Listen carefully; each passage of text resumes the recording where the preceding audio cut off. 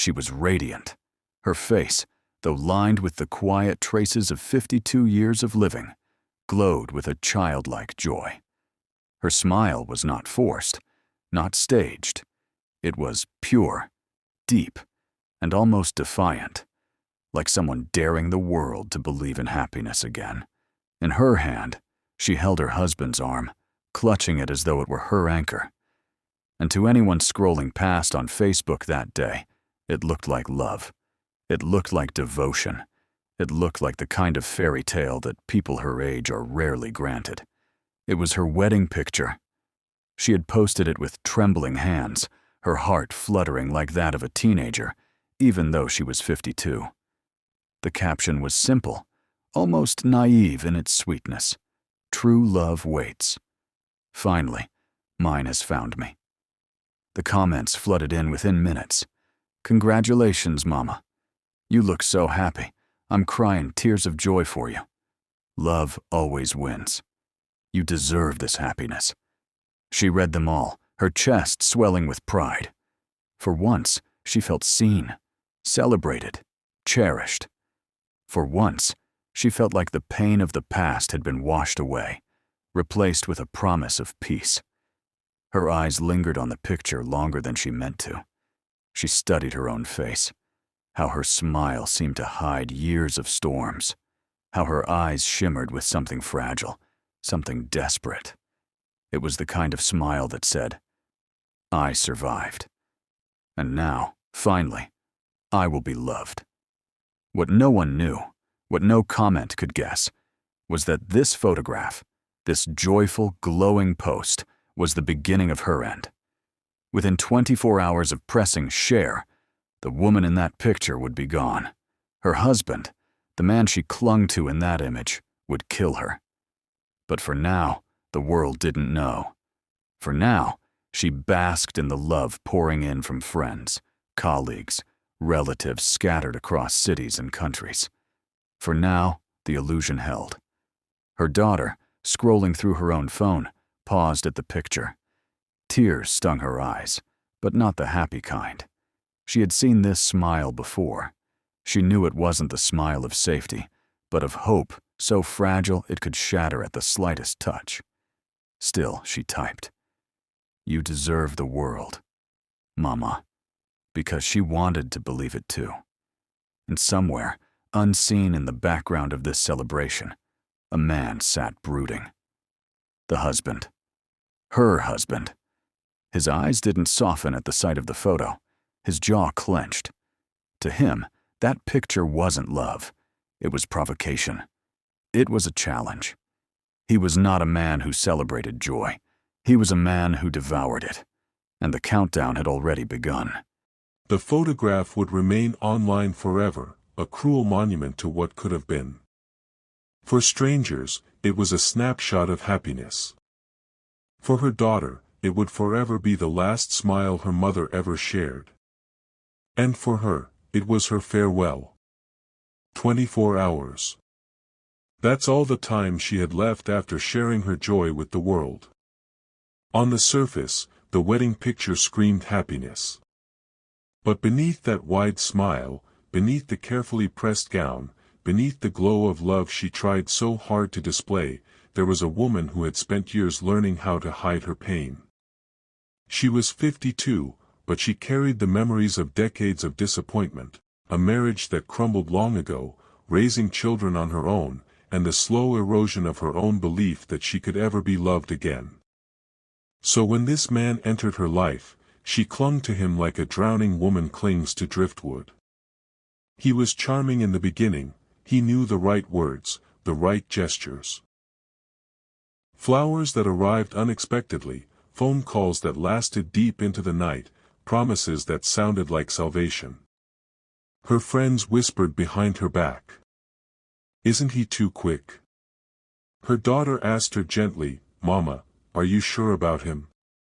But she silenced them all. Because for once, she wanted to believe that her story could end differently, not with loneliness, not with silence, but with companionship. Still, there were cracks. Small ones at first, the way his voice tightened when she stayed too long on the phone with a friend, the way his compliments sometimes turned into criticisms, disguised as jokes. "You'd be perfect if you lost just a little weight. That dress makes you look old. Don't wear it again. Why do you have to laugh so loudly? It's embarrassing." Each word chipped away at her spirit, but she told herself it was nothing. That all men had their flaws. That at her age, love wasn't about perfection, it was about compromise. But compromise, she would later learn, is a dangerous thing when it comes to a man who feeds on control.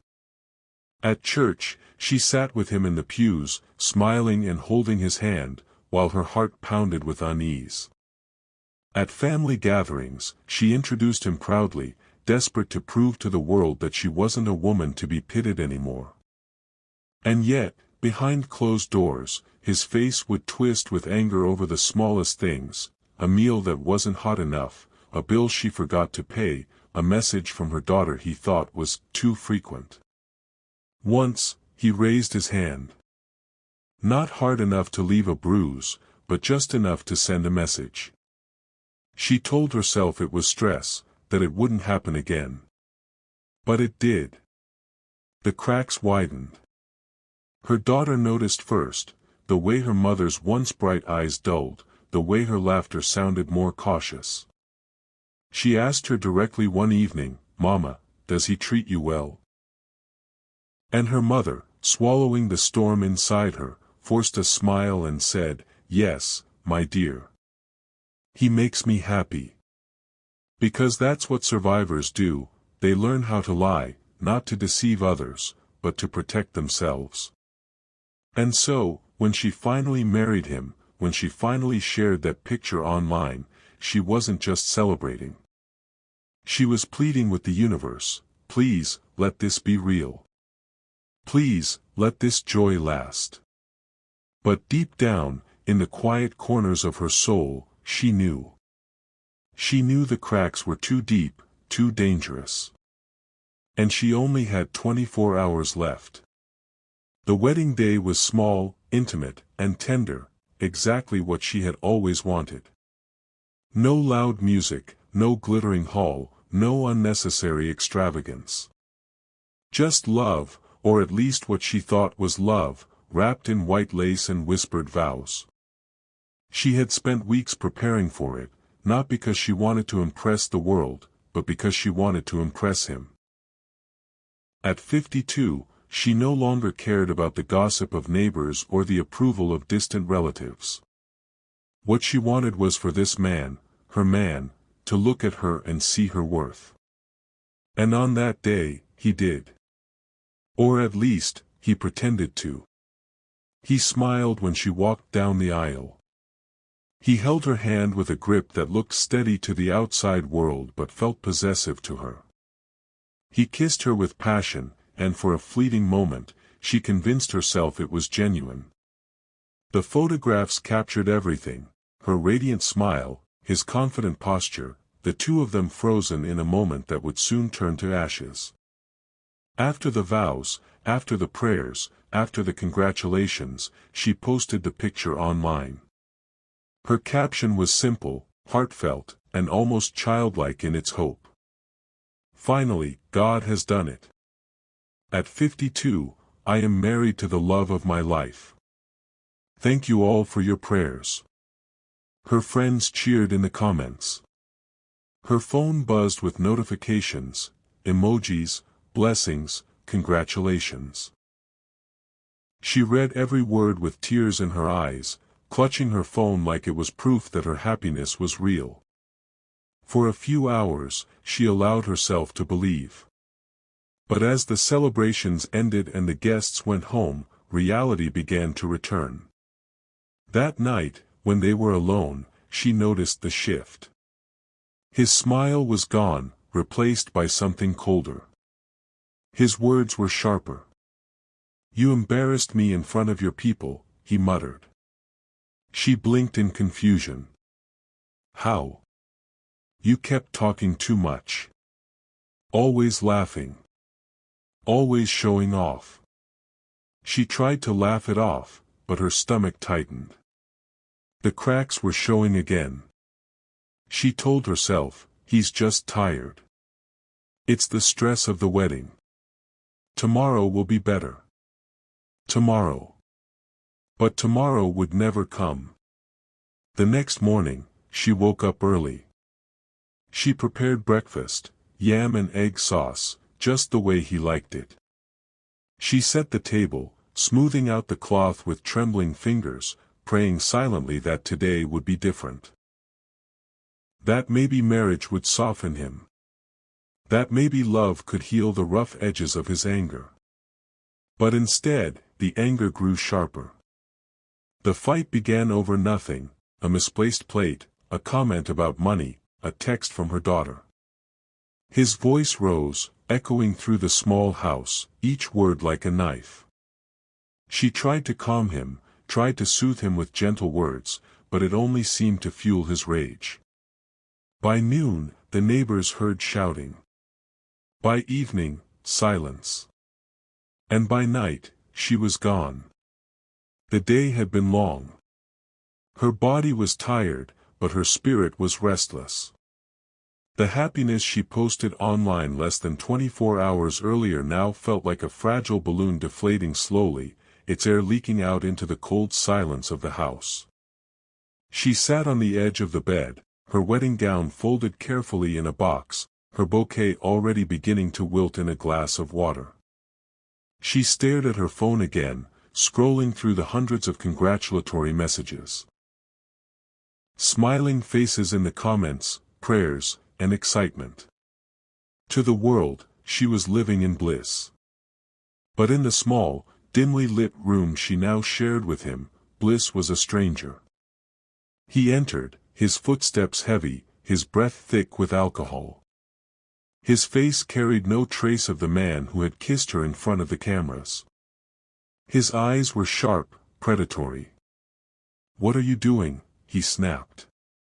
"Just reading the comments," she replied softly, as though careful not to wake a sleeping baby. He snatched the phone from her hand. "Always online. Do you think marriage is a show? Do you think you're a child?" She froze. Her lips parted, but no words came. She had learned long ago that words were dangerous around him. His voice rose again.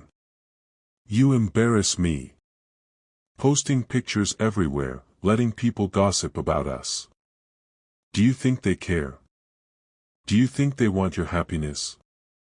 Her chest tightened. She wanted to explain, to tell him it wasn't about gossip, it was about gratitude, about finally having something to celebrate after years of waiting, of loneliness, of shame. But she swallowed her words. Silence was safer. But silence did not save her. He paced the room, muttering to himself, his anger boiling into something darker. The walls seemed to close in on her, the air heavy with fear. Her heart raced as he turned back to her, eyes blazing. "You think you can control me because you're older? Because you have children? You think you're the one who gave me a name?" She shook her head, tears brimming in her eyes. "No, I never." The slap came so suddenly it blurred her vision. Her head spun, her ears rang. She stumbled back, clutching the edge of the bed for balance. "Don't talk back to me," he roared. Her tears spilled, hot and fast, mixing with the taste of blood in her mouth. She thought of her children. She thought of her friends who had celebrated with her less than a day ago. She thought of the post, that bright, hopeful caption that now felt like a cruel joke. She wanted to run. She wanted to scream. But the walls held her captive, and fear locked her throat. He grabbed her by the neck, his grip tightening. She clawed at his hands, gasping for air, her legs kicking against the floor. "Please," she whispered. "Please, I just wanted to be happy." But happiness was not part of his plan. With every second, his grip tightened, her breath shortened, her vision blurred. The room spun, the faces of her loved ones flashed in her mind, her mother's gentle smile, her children's laughter, her friends' voices cheering under her wedding post. This can't be the end, her heart screamed. Not like this. But it was. In less than 24 hours after posting her wedding picture with Joy, her husband killed her. The house fell silent. The bouquet wilted unnoticed. Her phone screen lit up one last time with a notification, "Congratulations, sis. Wishing you a long and happy marriage." A wish that would never come true. The morning after should have been a continuation of celebration. It should have been the day she woke up beside her husband, still blushing at the memory of the wedding dance, still scrolling through congratulatory messages, still glowing with the quiet relief of finally wearing the title, Mrs. Instead, it was the day the world learned she was gone. Her phone rang endlessly that morning, messages piling up, comments flooding in, each one a testament to the love and admiration she carried. Friends expected her to reply with emojis, voice notes, maybe even another post showing her wedding ring up close. But there was no reply. The news broke like a thunderclap, 52-year-old newlywed killed by her husband just hours after their wedding. The words didn't make sense. People read them again and again, hoping the letters would rearrange into something else, something less cruel. But they never did. Her children were the first to crumble. Their mother, their constant, their rock, gone. The woman who had carried them, fought for them, protected them from every storm, now ripped away in a single night. They replayed her smile from the wedding photos, unable to reconcile it with the silence that now filled their home. Her eldest daughter screamed until her throat was raw. Her youngest simply sat in a corner, rocking back and forth, whispering, "No, no," she promised she would come back. The neighbors gathered, whispering in hushed tones, their faces pale with disbelief. Some had seen the wedding photos too, had commented, "God bless your home." Now they shook their heads, murmuring prayers, their voices trembling with anger and sorrow. How could he? One neighbor cried. How could a man destroy joy so quickly? Social media turned into a river of grief. Her wedding post became her memorial. Every smiling photo from the previous day was now soaked in tears. People shared the pictures again and again, writing beneath them words that dripped with shock and outrage. Broken heart, she was so happy, and now she's gone. Broken heart, I can't believe this. I was just congratulating her yesterday. Broken heart, marriage should not be a death sentence. The church that had blessed the marriage hung black cloth at its gate. The pastor who had prayed over the couple wept openly, his voice shaking during Sunday service. We stood here and celebrated love. Now we stand here to mourn a life stolen. The community felt betrayed. Weddings are supposed to symbolize beginnings, not brutal endings. Instead of joy, the story became a haunting warning, that sometimes what looks like happiness online hides terror behind closed doors.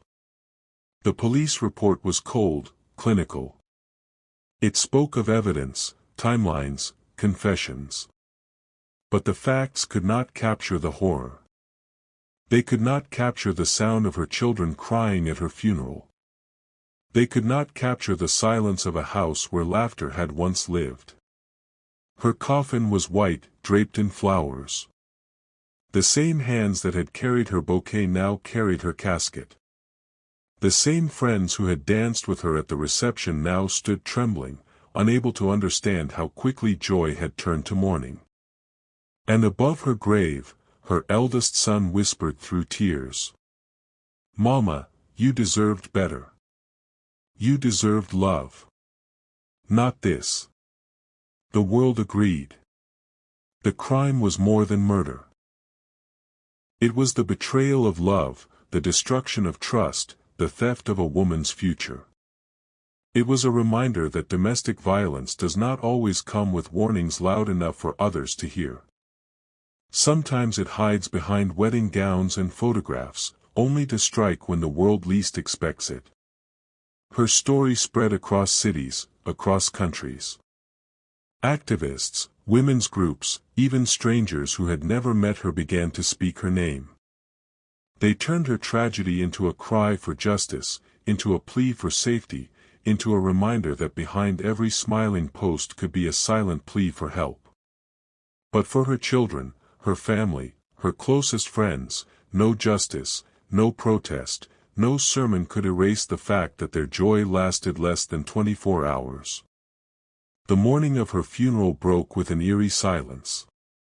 The sky was heavy, as if the heavens themselves refused to shine on a day marked by so much sorrow.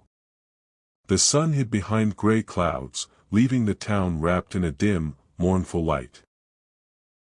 People walked slowly towards the church, their faces tight with grief, their voices hushed, as though speaking too loudly might disturb the fragile air of mourning.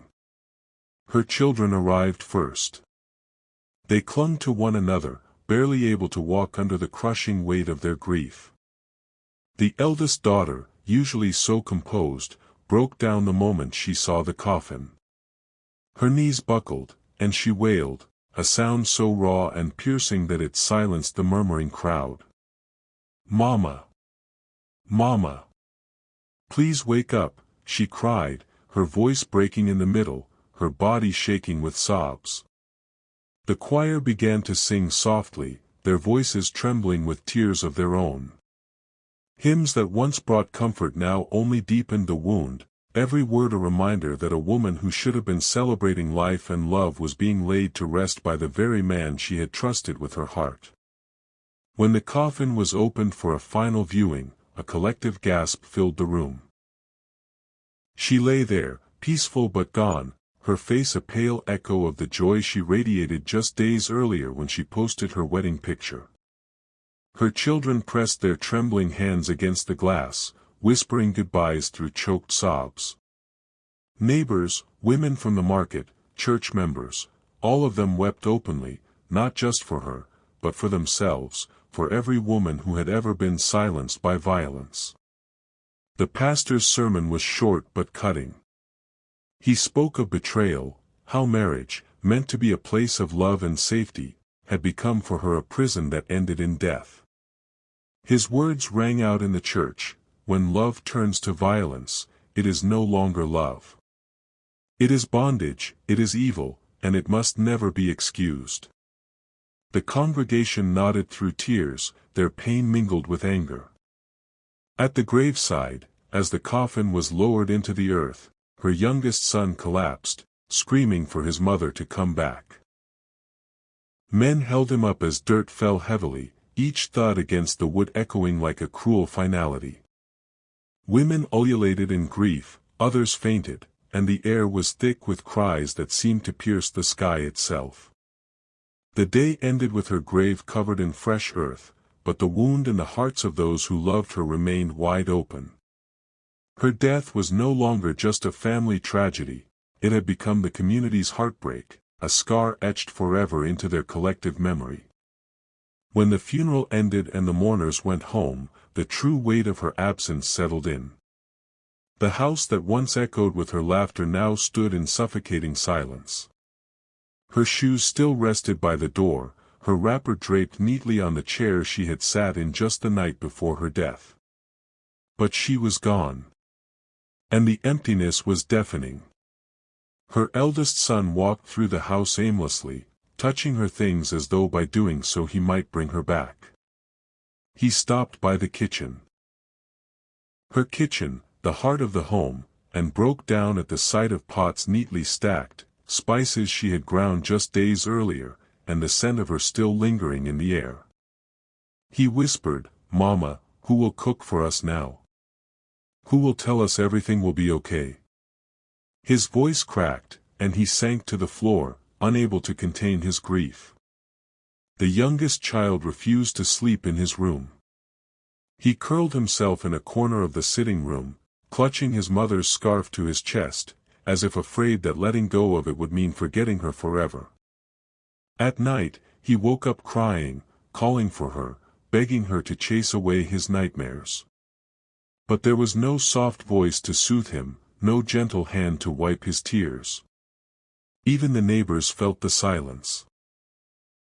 The woman who sold fruits next door said she could no longer bear to walk past the house, because each time she did, she remembered how the wife used to step out every morning, smiling, greeting everyone warmly, her laughter carrying across the street. Now, that same house looked like a grave itself, windows dark, doors closed, the life drained from it. The cruelty of it all was unbearable. How could a woman who gave so much love, who spread joy so freely, be erased so violently? Her wedding picture still sat on the table, framed with care, the image of her joy mocking the reality of her fate. It was the cruelest reminder, a picture of new beginnings that ended in death less than 24 hours later.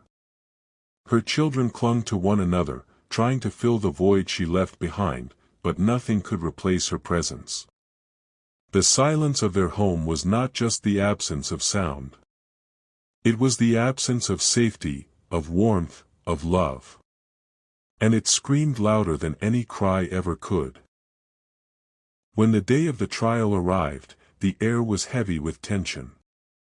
The courthouse steps were filled with journalists, neighbors, activists, and strangers who had been touched by her story. Many clutched placards with words written in bold, trembling letters, "Justice for her. Stop domestic violence. Her blood cries out." Her children, dressed in black, walked in together, holding one another's hands. They were fragile, but in that moment they looked unbreakable, united in pain. The eldest daughter carried their mother's wedding picture, the same one she had posted with joy just hours before her death. She held it against her chest as if it were her mother's beating heart, refusing to let it go. The hall went quiet as she walked past. Then, the man who killed her was brought in. Shackled, head lowered, yet unrepentant. The sight of him made the youngest child tremble. How could this man, the one their mother once trusted, the one she celebrated with only a day before, now sit as her murderer? The betrayal was too vast to comprehend. As the trial began, the prosecution laid bare the horror of what happened. Pictures of her wounds were displayed, the timeline of that night was recounted. Each word was like reopening a wound for the children. The courtroom was filled with muffled sobs, gasps, and shaking heads. People could not believe that a celebration of love had turned into a slaughterhouse within hours. When it was the family's turn to speak, her eldest son stood, his hands shaking as he clutched a paper. His voice broke as he addressed the judge. "Your Honor, this man took my mother's life. He didn't just kill her, he killed our family's joy, our safety, our hope. We will never hear her laughter again. We will never see her cooking in the kitchen again. My little brother cries for her every night, and I don't know how to comfort him. She gave everything to us, everything. And he threw it away in one night of cruelty. Please. Please don't let her death mean nothing." The courtroom was silent except for the sound of tears. Even the judge paused, visibly shaken. Activists used the moment to highlight how this was not an isolated case. They spoke of the epidemic of domestic violence that had stolen countless women, countless mothers, countless futures.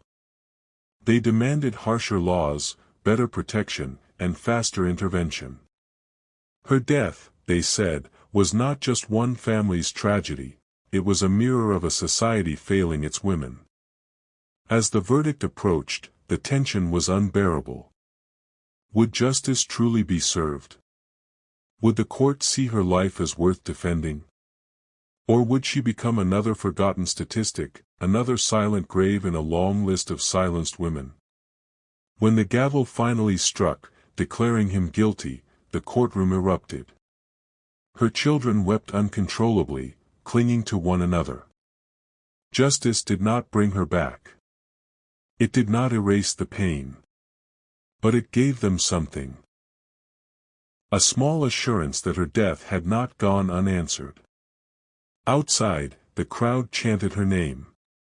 They raised her wedding photo high into the air, not as a memory of joy lost, but as a symbol of love stolen and a reminder that violence must never be ignored again. In the days after the trial, her name spread beyond her neighborhood, beyond her city, echoing across the country like a haunting song. She was no longer just a wife, a mother, a sister. She became a symbol, the face of countless women silenced behind closed doors. On a quiet evening, candles began to appear on the street where she once lived. First, just a few, flickering against the wind. Then dozens. Then hundreds. Each candle represented a story, some for her, some for other women whose names had been forgotten. Strangers gathered in silence, tears streaking down their faces, whispering prayers, singing soft hymns. They held posters with her picture, her smile, the very same wedding photo she had posted with joy just 24 hours before her death. One woman in the crowd, an older survivor of abuse, clutched her chest and cried out. She could have been me, she could have been any of us. Her words broke the silence, and suddenly the air was filled with voices, stories pouring out like rivers.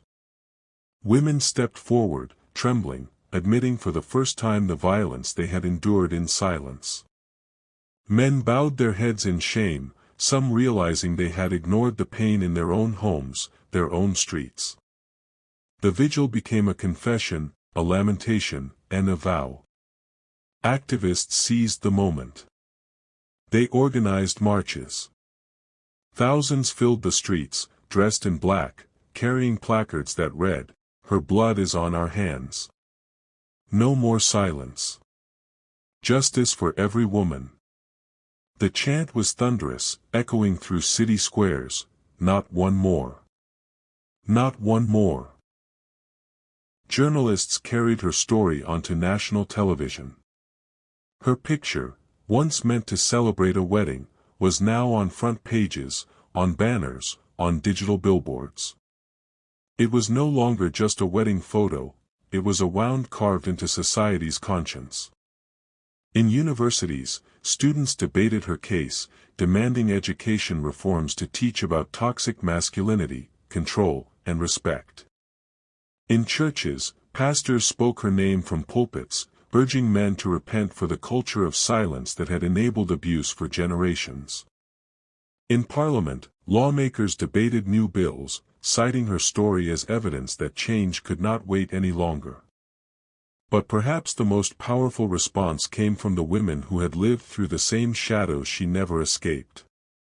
Support groups multiplied. Helplines lit up with calls from women who whispered, "I don't want to end up like her. Please help me." Her death, though unbearably cruel, became a lifeline for others. She became a beacon in tragedy, showing countless women that their silence could cost their lives, and that speaking up might just save them. Her children, still shattered by grief, watched all this unfold. They never asked for their mother to become a symbol. They only wanted her back. But in the crowd of mourners, in the chants of strangers, they began to see that she had not died in vain. Her story was sparking change. Her blood was not just a stain, it was now a seed. Years have passed, yet her name still lingers like an echo. For her children, every day carries her absence like a shadow, but also her strength like a flame. They speak of her not as a victim, but as a woman who dared to love, who dared to hope, and who paid the ultimate price for the silence of a society that should have protected her. Her wedding photo, once a symbol of joy, now hangs framed in her daughter's living room. Guests always pause before it, their eyes drawn to her smile, the kind that seemed to believe in forever. And her daughter always says, with tears in her voice, "This is my mother. She taught me what love should look like, and what it should never cost." Her story became part of school's curriculums, part of church sermons, part of whispered warnings mothers give to daughters: know your worth. Do not ignore the signs. Speak, even when it hurts. Activists named shelters after her. Laws carry her name as a reminder. Survivors still invoke her memory in rallies, lighting candles not just for her, but for the women still trapped, still afraid. And though her life ended in a single act of cruelty, her legacy has stretched far beyond that dark 24 hours. She became proof that love must never be confused with ownership, that silence kills, and that even in death, a woman's voice can shake a nation. Her children often say, "Our mother is gone, but she did not die in vain." Her story is not just a tragedy.